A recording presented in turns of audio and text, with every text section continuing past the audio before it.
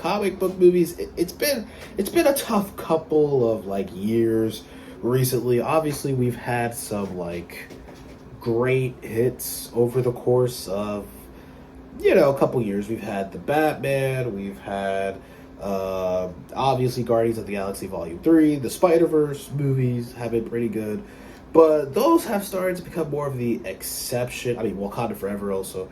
Let me not excuse that. I know some people have some takes to say. I have my takes for Wakanda Forever, but the point is, I like superheroes, obviously.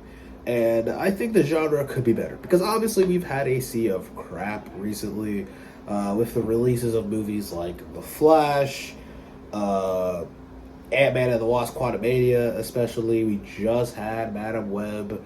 And I mean, even the shows have been kind of missing a little bit with Secret Invasion. I never watched Secret Invasion, so I can't particularly say anything. I just know for people in my pundit circle that they hated that show. But also you had the television releases of She-Hulk, and some people were disappointed in Moon Knight. I think my hot take is that I liked Moon Knight. So obviously I know that the MCU, DC, just comic book movies in general have not been hitting lately. So I understand my general audience, friends, I guess is the best way to say that, that are just kind of they're so on the MCU. They don't really care about superhero movies.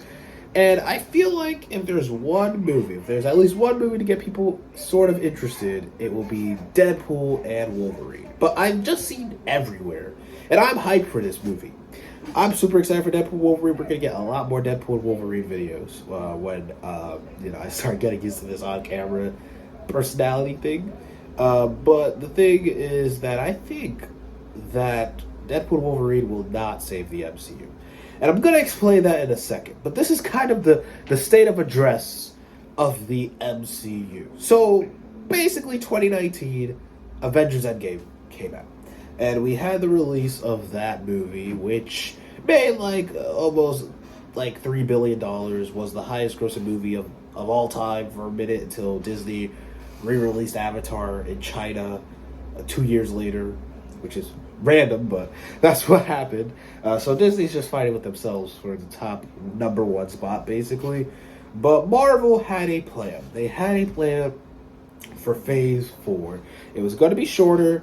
They were experimenting with television shows, and then, the certain little pandemic happened, and it messed up their whole production. And 2021, they released 9 projects.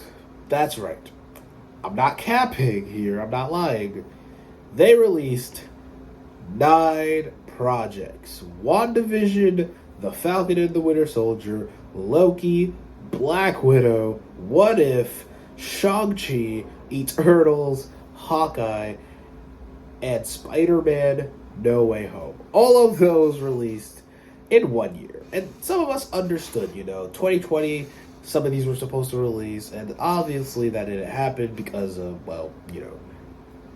obvious circumstances that I don't know if I could really say here because YouTube's a little sensitive.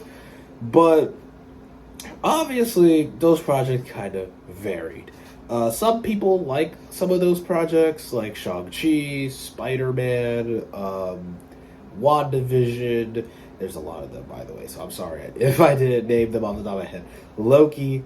So some people like them, but there were others that were kind of so-so. What If? I mean, for me personally, I hated that show, but whatever. Black Widow, Eternals, even some of the later shows like Hawkeye. There was a whole lot of enthusiasm. Although there was a Hawkeye fan base, I don't understand you guys, but I respect it. But 2026 in a single year. 2022 was not much better, and I feel like 2022 was sort of the beginning of the turn that audiences had for the MCU. Because, see, people were kind of already so-so on some projects, but that was kind of the MCU, You would get a lot of great movies, and you would have a couple projects that were so-so, It wasn't a big deal. 2021, people just wanted Marvel back, kind of, basically. But 2022, Marvel just kind of shit the bed. It was honestly one of their worst years as a studio, and although all of their movies were profitable, like Doctor Strange and the Multiverse of Madness, Thor: Love and Thunder, and Black Panther: Wakanda Forever, all of those movies disappointed in a certain aspect. I understand the situation with Wakanda Forever, so that's not really their fault, to be honest. And I will have a video one day for Wakanda Forever, because I like the movie, but I do think there are some big issues for it in terms of how it plays into the overall bigger MCU and some of the choices they made. But I still liked Wakanda Forever. And then you had Thor: Love and Thunder. Now, honestly, I don't irrationally hate this movie like most of the internet does. But Thor: Love and Thunder was not a good movie. You could tell Taika Waititi was sort of phoning it in by this entry. And bro just didn't give a shit about what he was doing anymore. And it's a shame because Thor: Love and Thunder had literally the potential to be the greatest Thor movie ever. Like, honestly, Gore the God Butcher, you had all the gods. Hell, this is the first MCU movie where the Guardians of the Galaxy were in a bad movie. Like, that has never happened. Like, over the course of their entire run of the MCU, there is not one movie that they were in that was bad.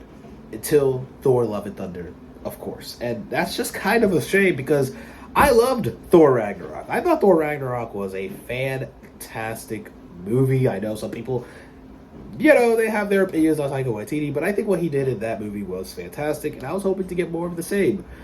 But the disappointment for fans didn't really, for Love and Thunder didn't compare to Doctor Strange in the Multiverse of Madness, which, man, the marketing campaign really did this movie dirty. I think what also did this movie dirty is the release schedule, because it came out after Spider-Man No Way Home, which is a movie that really delivered to the fans. I mean, it gave fans something they never thought they were ever going to see on film ever, which was all three Spider-Man uniting, which is like, even when people were thinking, oh man, Tobey and Andrew are in the movie, when that scene actually happened, like, people were actually sort of in disbelief. So there was a lot of pressure for Multiverse of Madness, and the hype was real. Like, the hype for this movie was genuinely insane, almost to the level of an Avengers movie.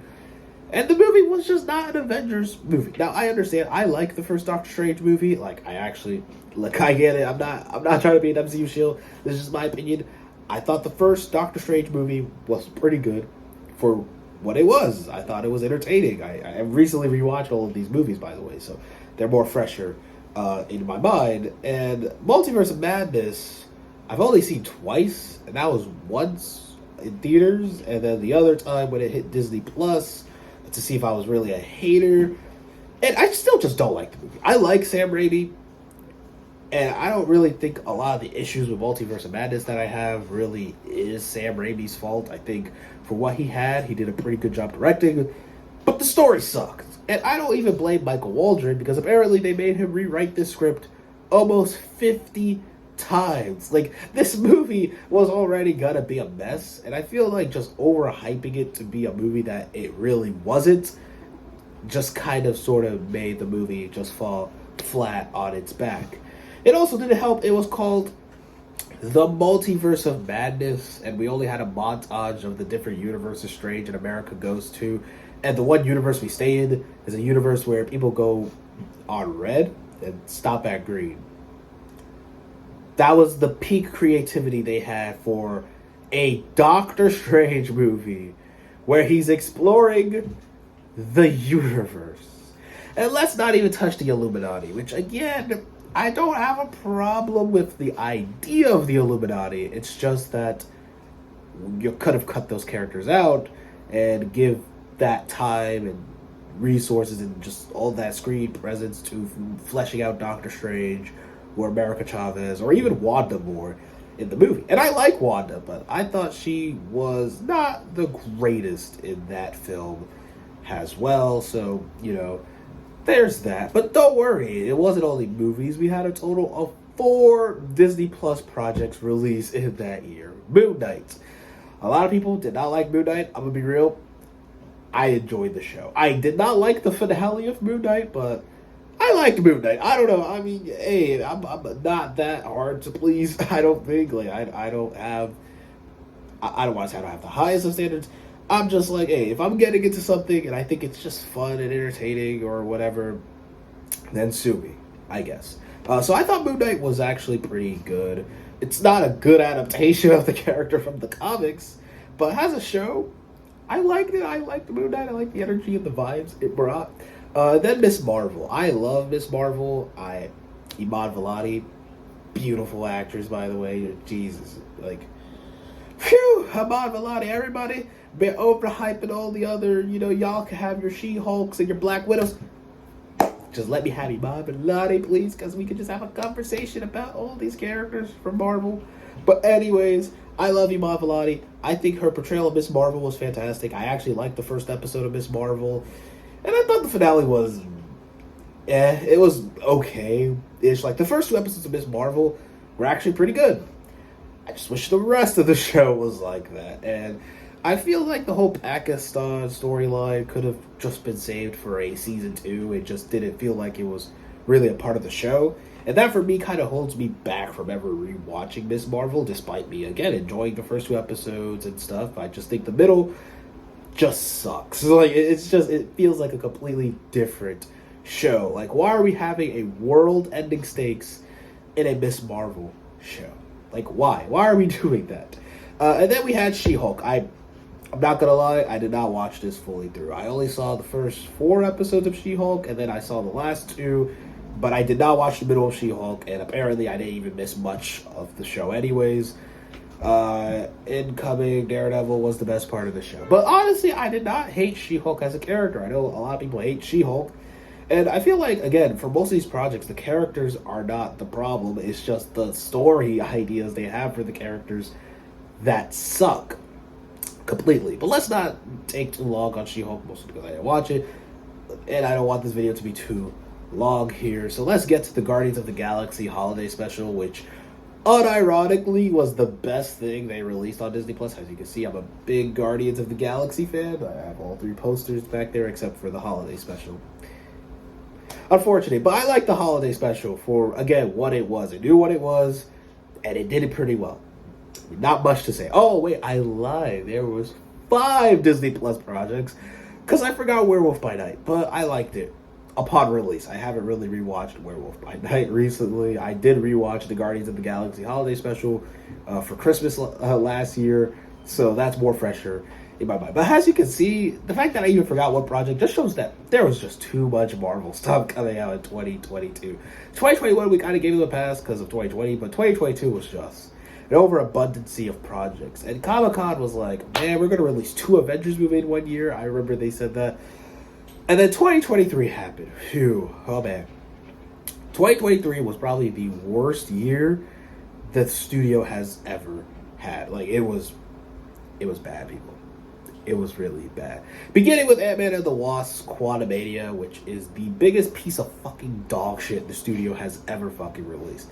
I know people say the Marvels is the worst thing they've ever made. They're lying, because Ant-Man 3 is a travesty of film. Alright, let me not get to that hyperbole, but Ant-Man 3 was not good. I actually think it is the worst project Marvel has ever released. And I'm including She-Hulk, Thor: Love and Thunder, what else did other people say they hated? Yeah, those seem to be the main 2 projects. The Marvels, we'll get to the Marvels. But Quantumania was just bad. And it was so bad, I'm thinking of making a whole video about how genuinely awful I thought the movie was. But, whew. So I'm going to save a lot of my thoughts on Quantumania. But I think Quantumania, for a SparkNotes version, completely fucked up them launching their big multiverse saga villain with Kang. I think they absolutely fucked that up. And on top of fucking that up, I feel like they just didn't do the right move. Because in wrestling terms, the right guy didn't go over.